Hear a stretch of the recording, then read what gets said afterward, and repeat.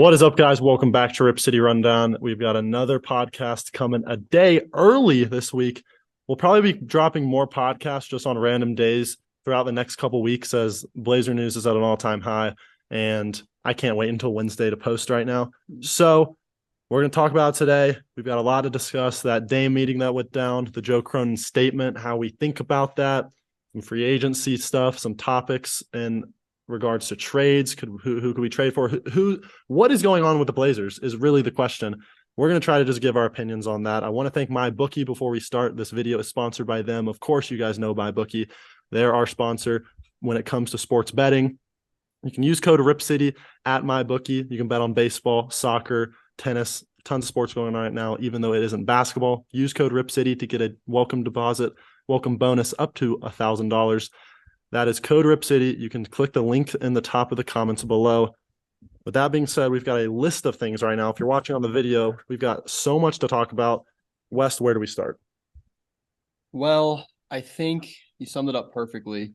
First of all, I don't know if you mentioned this or not, but we are in Montana right now. Did you mention that? I did not. We are in Montana. We are in Montana. Cody, you'll be joining us in a few days. That's why we are outside if you're watching this via YouTube or video.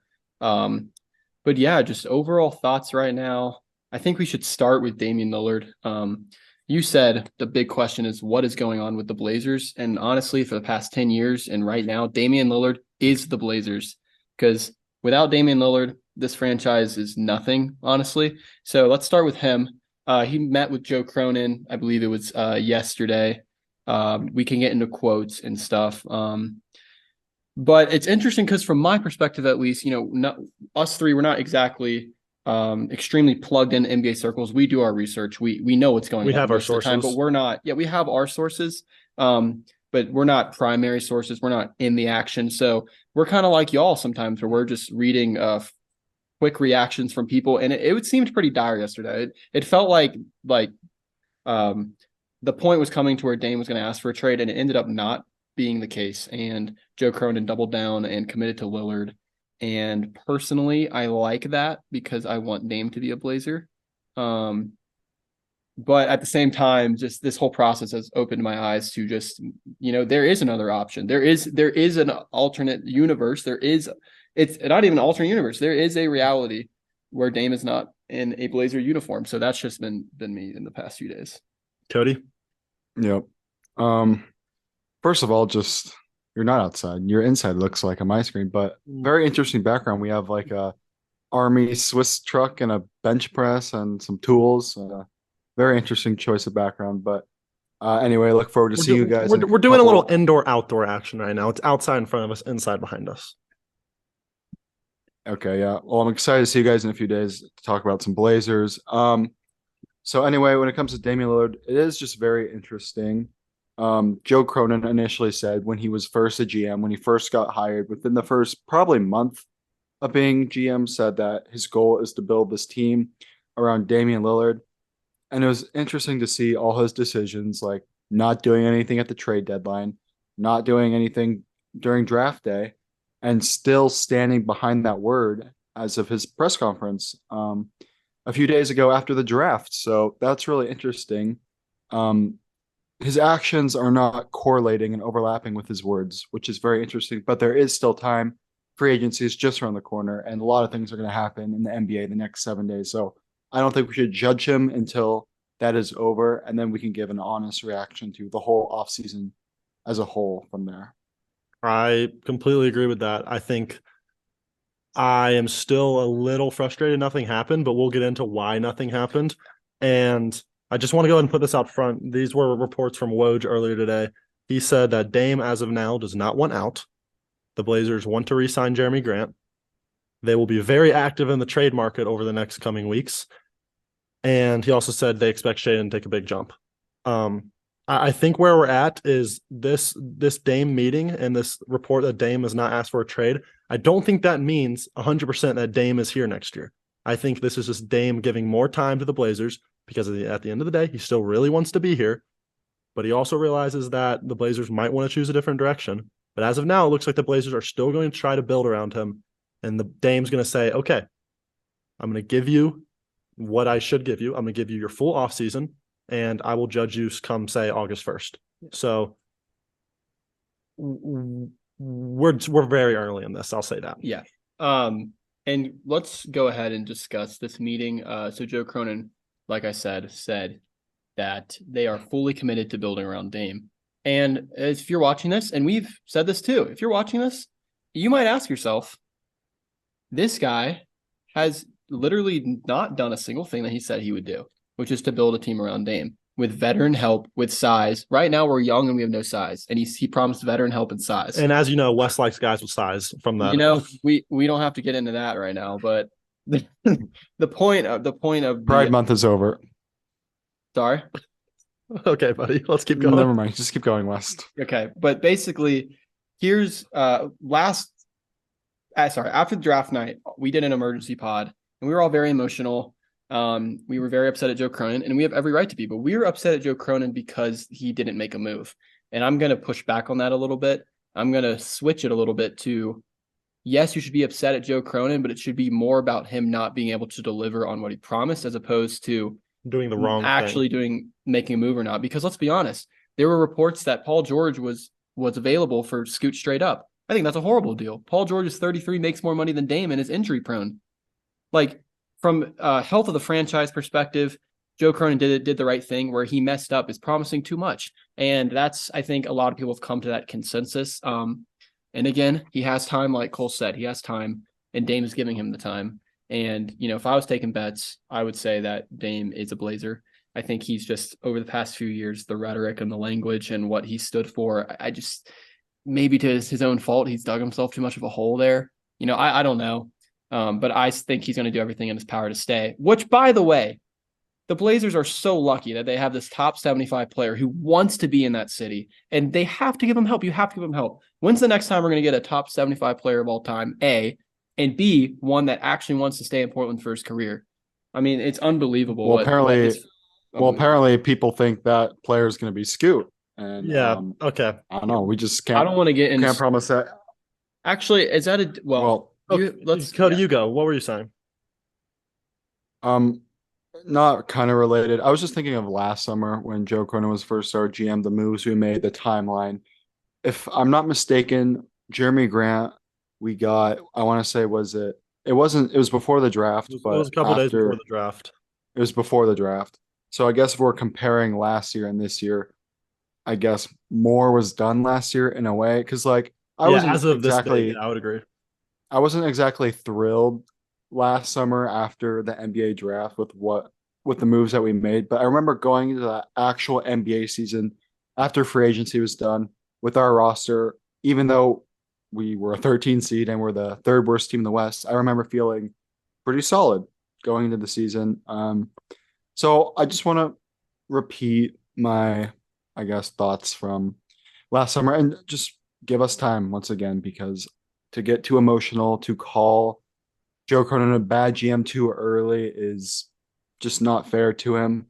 But I will admit, I mean, even though he was put in a bad situation last season, I think last season was strike one, in my opinion. But that's just me. Well, let me say one thing quickly. If we're going to go with a baseball analogy, here's my analogy for that. Yes, it was strike one, but it was such a difficult pitch to hit because they're trying this 2 timeline thing. They're trying to go young and compete now, and they're trying to thread the needle for Dame, which I appreciate. But it's like stepping up to the plate and facing Shohei Ohtani with a blindfold on. Okay, like, it's very difficult. You're gonna swing, and you might miss. And you know, if you have a blindfold on, I don't blame you for not swinging because it might be a ball. You know, so the point that I'm trying to make is that they're making it very difficult for themselves by not committing to a timeline. So it's going to be 99% of the scenarios are going to be considered a strike, at least to fans, because there's so few guys and so few scenarios where the Blazers actually successfully. Okay. I'm sorry. A 13 seed, that's pretty bad. Well, if you're competing, look, I don't want to get caught up in the seed because after about 60 games, we were trying to lose. You know, obviously, I think if we had, we could have made the play-in. I think if you actually grinded it for 82 games. But you don't want to do that because you wanted assets. Because Joe said he would trade the pick. What happens? We draft the pick. Yeah. The whole reason we lost so many games is because we sat down Dame because we told Dame, yeah, if you're sit down, if you don't play, we're gonna get a really valuable asset that we will use for you. And again, I think Joe was put in a tough spot because the deals probably weren't the value. Like I said this to Wes the other night. I was like, it's almost like a curse. Like as crazy as that sounds. In Damian Lillard's eyes, that we went up.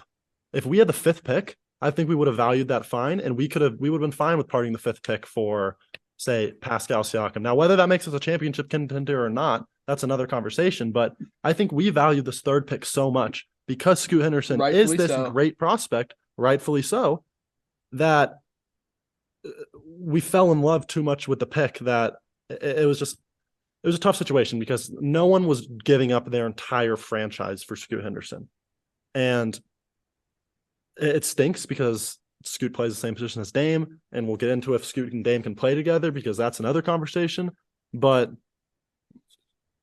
there's just so many ways we could go with this right now. I don't even know. Someone's got to go. Someone's got to go. Exactly. And we can get into that. Simons is, yeah. It could be so many people. It could be Simons. It could be Sharp. It could be Scoot. Like, this is not our starting lineup when the season opens up. It could be Dame. It's impossible. There's no way. And I remember after the draft, it was Jody Allen and Chauncey Billups and Joe Cronin were all, I believe, on a FaceTime call or something with Scoot saying, "Oh, we can't wait to have you here." Of course, we're going to say that for everyone, but it's just like the reality is someone is going to leave. Like, this is not the starting 4-guard lineup that's going to take place, which is just interesting. It's crazy to think about. So someone's going to be out the door here. Yeah. Probably the next week. Just I want to get into that for sure. I'm going to say one more thing about the Dame meeting and just the whole situation. The big thing that really made this like real that Dame might leave Portland is just the optics were so bad because first off, front office goes against what they said. Second of all, Dame's just he's in Paris. He's not communicating with the front office. There's kind of a disconnect there for the first time because Dame, expected moves to be made on draft night and they weren't. So of course, now people are like, Dame's not talking to them. And then on top of that, you draft what people who aren't in Portland, the casual NBA fan, the Heat fans, for example, they think we drafted his replacement, which we might have. Who knows? Yeah. But just the optics there of, you haven't given this man help for 10 years. You're promising him one thing and doing the other. And the other thing that you do is drafting his quote unquote replacement. I'll be pissed if that was me. I'll be very upset. But that's just yeah. Okay. And here's where I land on Scoot right now. And you have to think Scoot is being put in the worst situation. It's not really. Like it's a bad situation to be in right now for Scoot to the public eye because he could have just gone to say New Orleans if say we traded the pick, or or Charlotte or Utah, just random teams that could have traded up, and it would have been his team. And I feel like half the Blazer fans out here, us included, or not us included, actually, or people would think it's us, are like hating on Scoot. And in reality, I don't think people are hating on Scoot. We're directing our frustration to the front office. And it's not even because of the move they made. Again, it's just because of just the optics. It's because of what they said. And I know that Joe Cronin can't come out and say, well, we actually might have a deal that could make us really good, and getting Scoot is really good. So the best thing you can do is just wait until July 10th and see what our roster's at. Yeah. And if I had it my way, I would want to keep all 4 of the guards. I love all 4 of them. I think they're all great players, but this isn't a guard league. And of course you can't play with 4 guards. So look, it's this, people who want to trade Dame, the people in the trade Dame camp, obviously they love Dame. If they could keep him, they probably would, but they think it's best for the franchise / his time's over. We just think Scoot and Dame are a little redundant and Scoot has value, or maybe it's Ant or maybe it's Shaden. I don't know, but let's get into that. Let's talk about the 4-guard lineup. No, not the 4-guard lineup. Talk about the 4-guard rotation. The 4 guard, just who do we think we move on from? Let's start with that. Yeah. And then I want to get into, let's just talk about if Dame and Scoot can even like coexist on the floor together. Honestly, where I stand right now, actually, before I'll just paint the picture, obviously, Dame is tradable because like everyone wants him, and he would honestly be basically the easiest one to trade at this point, I would think, because it would come from an ask out where we have to trade him. Simons is obviously the one that everyone is like, you're gone because of the contract. And I think that's, and his age, because we have seen what he is almost basically. And then Sharp and Scoot are the shiny toy that everyone loves, and for good reason. But I will say, someone commented the other day, like, why did everyone want to trade Scoot when he's going to be a Hall of Fame point guard? I just don't see how people can just say straight up, he is going to be the best point guard in the league no matter what. Because, again, I said this to West, and this might be a bad comparison, but I think it's pretty good because Zion Williamson, coming out of college, had 0 injury issues. Nothing was saying he was going to be a so-called possible bust like he is now, which I still don't think he will be. And now 3 years later, there's Blazer fans that don't even want to trade for Zion because of his off the court issues or because of his injury issues. Like, there's no saying that Shaedon in 4 years won't have this. And I'm knocking on wood, legit wood right now, because that's the last thing I want to happen. But I almost say, like, what you have in Dame no matter what. He will be really good for the next at least 2 years, 3 years, 4 years probably. What you have in Anthony Simons. He has proven he can score 20 points per game as a starting guard in the NBA. Now, he's not a great defender. You've seen 15 games of Sharp be an elite player, and you obviously haven't seen Scoot play at all. Now, obviously, the potential is probably higher for the latter two, but it's probably just like more home run possibility with Scoot and Shaedon. Yeah. Cody, do you want to say something before I go? I was just gonna say Simons, I feel like, is probably our biggest trading piece. The contract's obviously the highest, and like Cole said, he's already proven to himself. There's no risk involved. If a team's trading for Simons, they know what they're getting. They know what he's gonna bring to the table to their team the next few years, assuming like big injuries don't happen. But when you do that to Scoot or Sharp, you're banking on it. You're going for the home run. You don't really know. There's risk involved.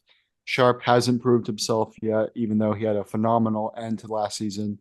You can't judge someone off a 3-month span, even a whole season span. You can't, like, especially when your team's tanking, and you just can't. And like, even Sharp played great. We got blown out by the Warriors by 50 that game. And I think Sharp knows that. Sharp knows that, like, he's got to, like, and he will. I have full faith he will be a great player next year. But yeah, and from Blazers' perspective, they didn't win any games when he was great.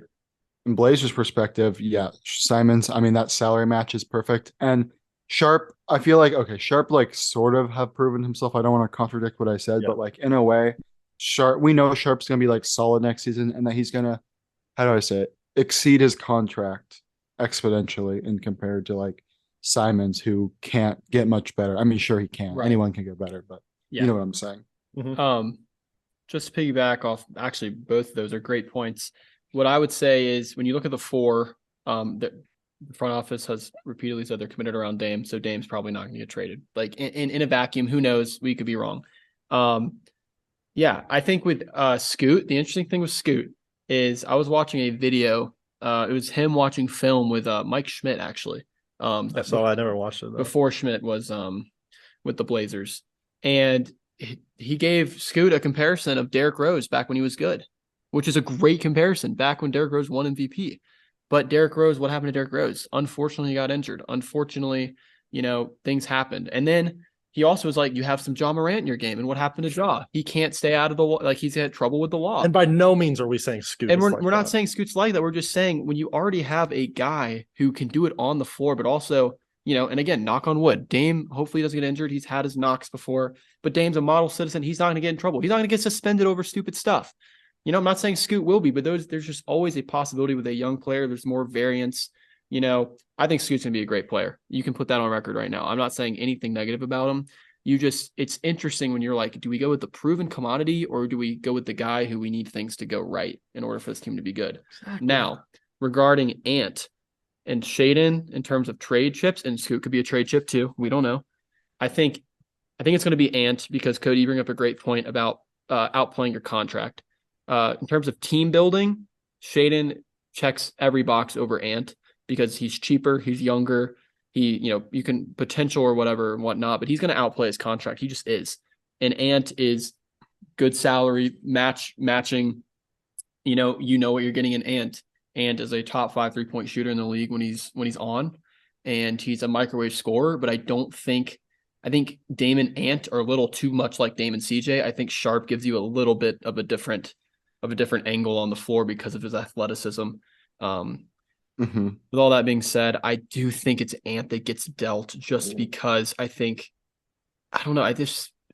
And the hard thing is Sharp is probably not even probably, Sharp is the better prospect between the two. Like Sharp and keyword prospect. Is Sharp the better player? No. So I think Ant could help a win now team more, whereas Sharp would be going to what a Jordan Poole situation is in Washington right now. I think I haven't actually thought about that too much when it comes to at least the guards, but it would be really good team building wise if you have Sharp and Scoot playing even if they're just like role player quality or like really good role player, if they're playing at that level, like not quite all-star, but not average player on only a rookie contract, then you can spend your money in other ways. So I think like if Sharp plays like Ant next year and we trade Ant for say a good 3, say OG Anunoby, then suddenly the roster is looking really good. The problem is when it comes to Scoot, and we say this all the time, is just there's not a lot of minutes at the guard position right now. And I don't want to say that Sharp can play the 3 because like we said Norm can play the 3. And Sharp sure is 1 inch taller than Norm, but has the same length arms. Who knows, could be a better defender, but that's all could. What we know right now is as of this moment, Sharp is not a good defender. So I guess you could just do what the Warriors did, but that's different because Clay is taller. But I don't even want to speak in I think we need to just accept the fact that we're gonna have 3 guards. I think the chances of us trading 2 of the 4 is lower than 10%. Yeah. But trading 1 is higher than 80%. Because I don't think that Portland, I could be wrong here, because I think there are certain players such as maybe Joel Embiid becomes available, which, that's like the top of the mountain there.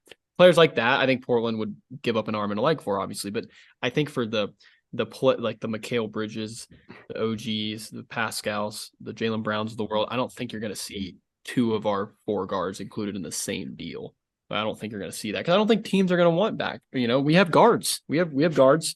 We have great guards. We probably have if you took the best 4 guards on every team, we have the best guard room in the league.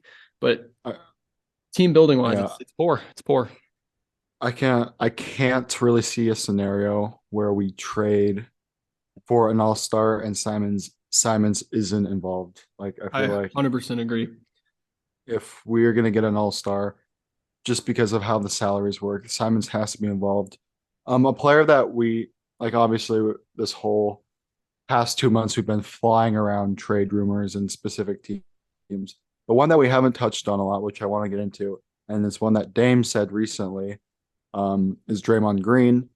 And that's really interesting because the Warriors just traded for 38-year-old CP3, which is very interesting. I don't know how they would feel giving up Draymond Green, and in return from us, they would probably be getting one of our guards, obviously.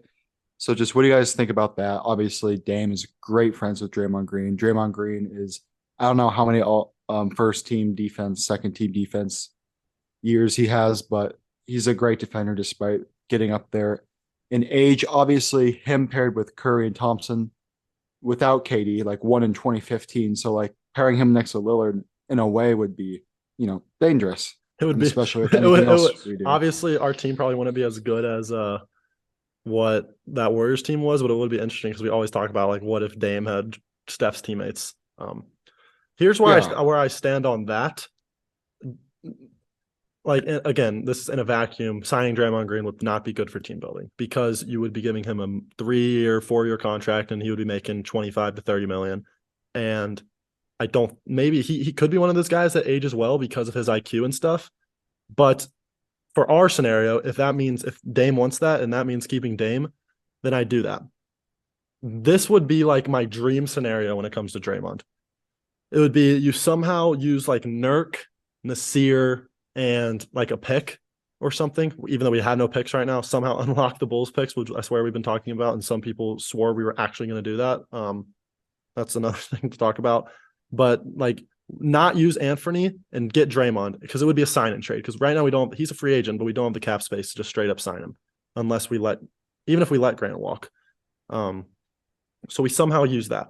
Then we use Ant, and I threw out the team like Orlando, and you use Ant because they've been trying to get off some of their guards. You trade for Wendell Carter Jr., Jalen Suggs or Gary Harris, and like get that starting center that is similar to Nurk and some depth. So then suddenly you're going to next year with your starting lineup being Dame, Sharp or Dame Sharp, Grant, Draymond, Wendell Carter Jr. Then off the bench you got Scoot, Gary Harris, Matisse. You use your MLE like 12 million to decide a 4 or 5, and then it's a good lineup from there. That's interesting. Now, how realistic is that? Probably not. But basically, what I'm saying is I don't really think I would want to give up Ant for Draymond, and obviously the Warriors wouldn't want Ant. Right. It would have to be 3-team. Well, the first thing I'll say regarding Ant and the Warriors is I think we can put to bed the people who think that Jordan Poole is better than Anthony Simons. Absolutely. That was a hot take last year. And boy, that wasn't hot. Boy, that was not hot. A normal take. Normal take there. Yeah. But I don't think the Warriors are going to want, right now it's Steph, Clay, CP3. They're not going to want Ant. So to your point, they're not going to take Ant back on a sign and trade. And how much are the Warriors really going to help us in a sign and trade? Why would they help us? We've had history with them with GP2. They've always kind of been a rival. I just don't see why another Western Conference team would get a fan favorite to a rival team to keep that star in that city. This does not make sense to me why Golden State would do that. Now, if Draymond is adamant to go play for Portland, I think Golden State has to honor that request.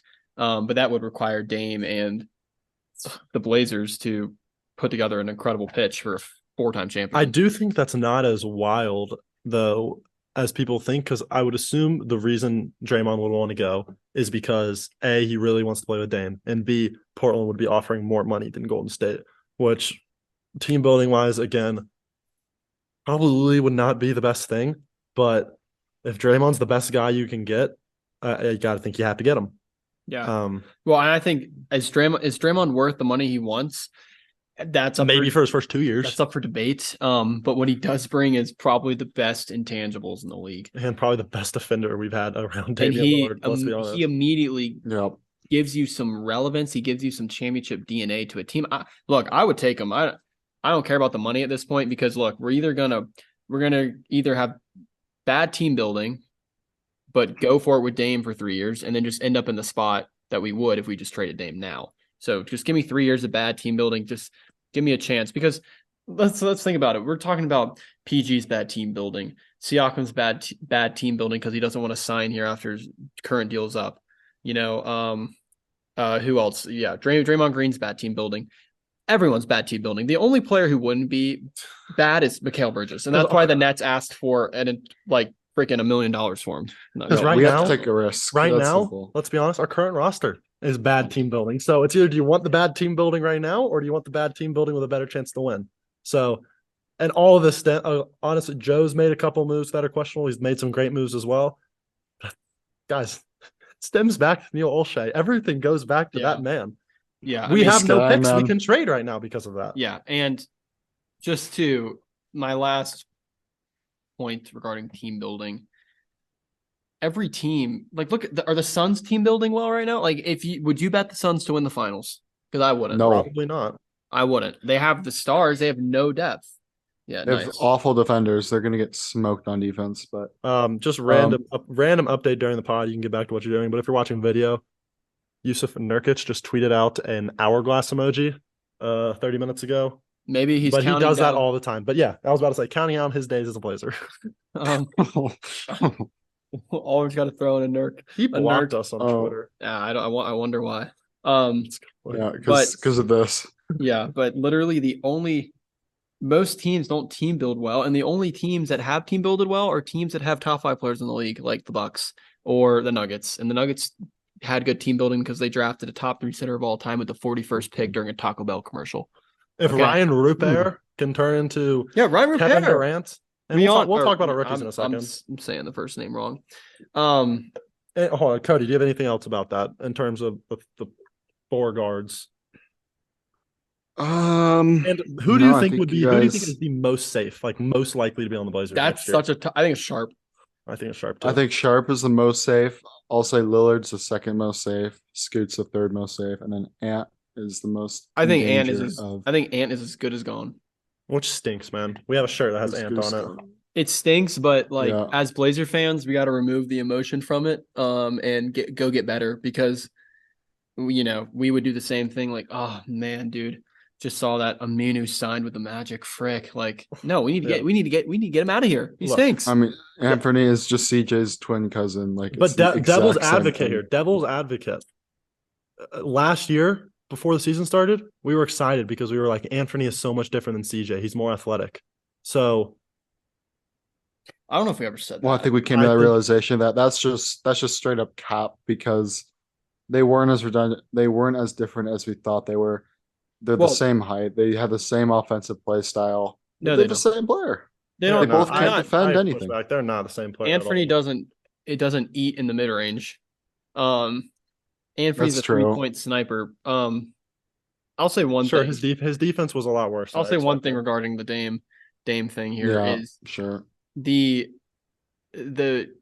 tough truth about this all is, can your best player on a championship team be a 6'2" guard who doesn't play much defense? Can it? Yes, it can. I think Look it at Steph can. Curry.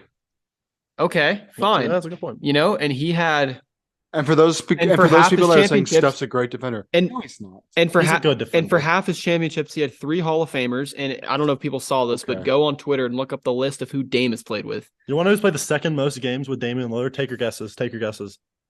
Marcus First is CJ. Aldridge, Second, no, CJ, Nurk. no. Evan Turner, Evan his- Turner, His nickname's probably somewhere in this garage. Myers Leonard. Evan Turner, The Hammer. ET. Miles Yeah, that's- Turner. My- Or Myers Leonard. I thought you were gonna say ET. No, never mind. Okay, Probably yeah, not. that's insane. Yeah, That's probably is too. that is crazy to think about. Yes. So, yeah, the point is you have to have a pretty sick defensive roster around Dame. And I think Sharp gives you more of an opportunity to do that than Ant. Yeah, I think you kind good of point. have to roll with that. I mean, Sharp, in my opinion, Sharp's kind of the epitome of the 2 timelines because they're asking him to compete now, but they're also like, look at his future, his potential. I think Ant, while he can get better, I think Ant is nearing his. I mean, what? He averaged like 24. Yeah. I mean, what? I don't think he'll ever be he's not going to average like 28. I mean, he could if he was like, Jordan Poole's going to average like 30. It's just wild how much things have changed. Because in that hot take episode, one of the takes was, will Anthony Simons be Dame's best teammate of his career? And Talent-wise, we maybe. all agreed with it. But I think if Ant had stayed with Portland for 3 more years and we had actually a good team, I think he could have been. No, He I averaged think 24. he is a great teammate and just a great player. He probably is the second best player Dame's played with, assuming we kept him for 2 more years and he got a little bit better. But like you said, it's all fit. It's all fit. No championship teams have this fit of their 2 best players being small. Literally none. 0. All right, boys. So with all that being said, I'm going to ask you Cole said the overarching question here was what is going on with the Blazers? Yeah, now I'm going to ask that question. And we wrote this down. I want to get your opinion, Cody, your opinion, Cole. Y'all can hear my opinion. And please comment down below. Cody, do you believe in Joe Cronin, yes or no? Yes, I do. Okay. I Why? do. You don't have to I go do. on a 5. You don't have to go on a rant about it, but just summarize why. Because he's stuck to his word, and I think he did. Okay. What do you mean? Well, stuck to his word. The actions haven't followed it yet. Okay, well, let's start with the first. Okay, no, hold on. No, I know Hey, what you're saying. wait. Hey, I know what you're saying. You're saying he's continued He's to say continued he to wants say build the up same thing. He's continued to say the same thing. And before you say, well, he hasn't done anything. First of all, last year, I think like you said, he tried, even though it was a strike one because we ended up being a bad team. We got Jeremy Grant. That was the best, probably. I agree. Move. It just sucks that like we're so used to having bad players that we have to resort to being happy that we tried. Even though I guess that's just what we've been saying. Okay, well, we brought a player who was on his team alone on the Detroit Pistons, best player. We brought him to Portland. That was all him. That was all Joe Cronin. And then he tried, like I said, with the GP2. And GP2, unfortunately, he's a self-centered, you know what? And that's just unfortunate. Joe didn't know that, but he tried to bring in a legit guard defender that could have championship mentality, whatever. And then other than that, whatever. We've had the trade deadline and the NBA draft. And I think, like I said, I'll judge him once this season starts. But yes, I still believe in him. But if nothing happens if we go into the season with this roster or a roster similar to this, then no, I will no longer believe him. But at the moment, I have to believe him. I have no choice. Well, All right, Cole. What do you? You say no. Well, that's what I was gonna say. I'm gonna say no. I don't believe in Joe Cronin. I don't believe in him to build a championship, a chance at a championship around Dame. Do I believe in him that he is going to make the Blazers like good in the future? Sure, but that's because I think I don't think he's going to make a significant win now move. We can argue what significant is.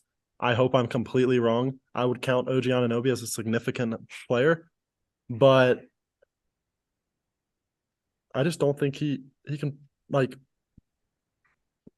as it can be other GMs that it could be their fault, it could be Joe's fault, but he has yet to make a move that is like he is getting in his bag to make a move. And I can't count Jeremy Grant because Jeremy Grant practically forced his way to Portland he said he wanted to play in Portland, and that was a good move. But he has not made the move where like the other GM doesn't want to do it, but like Joe is just like, I don't even know how that works, but hey, he's about to in 1 week. In like 3 days, we're gonna make a video. I hope he does, but I don't believe he will. That's my thing. Well, in 3 days, we're gonna make a video, and the title's gonna be Jaylen Brown is a Blazer or something like that. Yeah. Oh my gosh. And I will like apologize to Joe Cronin and like. Yeah, that's good. Okay. Yeah. Yep. Go on your knees. Bag. Good. Sorry. Thanks for adding bag. What do you think, Wes? Do you believe in him? Oh my gosh. I don't know. I'm on the fence about it. I'm gonna say yes. I believe in him. I think that if he was writing a book, he hasn't written the final chapter yet. I think loves these analogies. I love the analogies. What's the baseball analogy to this? The baseball analogy to this is we're down 3-0. We're getting no hit right now. My baseball. Baseball sucks. It's the only thing you can bet on my bookie right now, Cody. We're losing. We're losing. Okay. We're losing in the bottom of the ninth inning right now, but Joe Cronin is coming up to bat, and he's 0 for 3 with 3 Ks, but he's got one more chance. And I think, if he hits a bomb here, then you got to say 1 for 4, and he has a good game. So I still believe in him because I think he has said over and over that he will, and I would like to think that he's not a scumbag piece of liar. Yeah, and if he doesn't do anything, like I actually hope he gets fired, and here's why: because I want pressure to be on our next GM, whoever is to be hired. Like, I want him to be like, oh God, Joe Cronin just got fired because he didn't make any moves the last year and a half. But Cody, I better make some moves. Cody, in order for a GM to get fired, you need an owner who cares, and the Blazers don't have one. Dude, yeah. We're not getting into that. Just to wrap up my point, I think that Joe understands that 4 guards on this lineup does not work. So Cody, I have a question. If the trade is Dame, does that appease you, or you don't believe in Joe if Dame's out of Portland and you want him fired? Well, I probably wouldn't fire him because like I'll give him a chance with the new team, but I mean I wouldn't believe it. He just went against his word. This whole time he's been saying I'm gonna go around Dame. You can't just go against that. Like, sure, I believe in him. Yeah. I believe in him because I believe in them. I believe and I trust a man in his word. And I will give him until the season, like you said, Cody. I believe he will make a move. I believe that a decently impact player who Dame is better than what we have, who Dame is okay with at the 3 through 5 position, will be on the Blazers come at the 3 through 5 position. At the 3 through 5 position is very key. And don't give me a 2 who could slot to the 3. Don't give me that. I need 6, 7 and above, bona fide 3. At least just house of a player. And I think Joe will do it. And I think if he does, I don't think Joe wants to be the guy that ran Dame out of Portland. Dude, Who wants to be that guy? Joe is so much nicer than Neil Olshey. You have to think he's not a liar. And he's a 6'6" unit. Just look at this. Can Joe just go play small forward, please? Yeah, like slot him at the 3. How about? We're probably better if Joe and Chauncey go suit up. Honestly. Well, Chauncey's a guard. Or Jody in the post as well. Jody in the post. Jody in the post. How about Jody just like, dude, oh my gosh, bro. Phil Knight as the owner would be something else. Let's transition here off of the remix. Let's remix this podcast a little bit. And what Jody Allen actually came up with the new Trailblazers G League name, the Rip City Remix. Cody, what do you think about the name and the logo? I think it looks good. I think it looks fresh. A lot of people, when new logos come out, when new names come out for teams, people tend to not like it. Like, that's just the general notion around social media. Everyone's like, oh, it's so bad. Oh, it's so bad. But this name is something that I think not only us, but a lot of other people would actually say, okay, that's a good name. The logo looks fresh. It looks good. I don't think it looks as good as our main NBA team logo, the I think Blazers. this is a dope logo. Yeah, but I think it's really cool. Yeah, I think it's like a record player. Yeah, I think it's like a vinyl thing. I think the logo's sick. I think the name's kind of a little out there right now, but it might grow. It's a G League team. Yeah, it's a G League team. You want to know what the Wizards G League team is named? What? The Capital City Go-Go. Could be worse, guys. The Capital City Go-Go. That is depressing. But at the end of the day, I don't give two craps about the G League. I just want to win a championship. I don't really care, but cool, I guess. Cool. Wow. And Summer League is also right around the corner. Are we gonna go win another ring, guys? That's the only ring we can win. Fact. I mean, this is what Joe Cronin builds his legacy around. So that's a joke. Summer League rings. What are you saying? It's just funny. Kendrick Perkins finally said something that I agree with. He says, "I'm challenging Chauncey Billups and Damian Lillard to gather the troops and go there and do what the Kings and Heat did, put the world on notice." He's basically saying, I want you to go with a team that's not as talented, go make it happen. Or he's saying, do what the Kings did and go get a guy like Sabonis. Well, the Heat didn't do anything like that. Yeah, fine. But the point is, you know your franchise is in a tough spot when people are telling you to go after and do what the Kings are doing. So, anything else, guys? I think this pod was a little more. All right, you want to talk about some free agent targets? Honestly, I wrote that down, but I don't have enough. I don't know if we're trading Dame. Like, we're not getting a great free agent. Okay. Actually, I'll say this for the people who want to trade Dame. Are you willing to watch this team win 10 games for the next 5 years?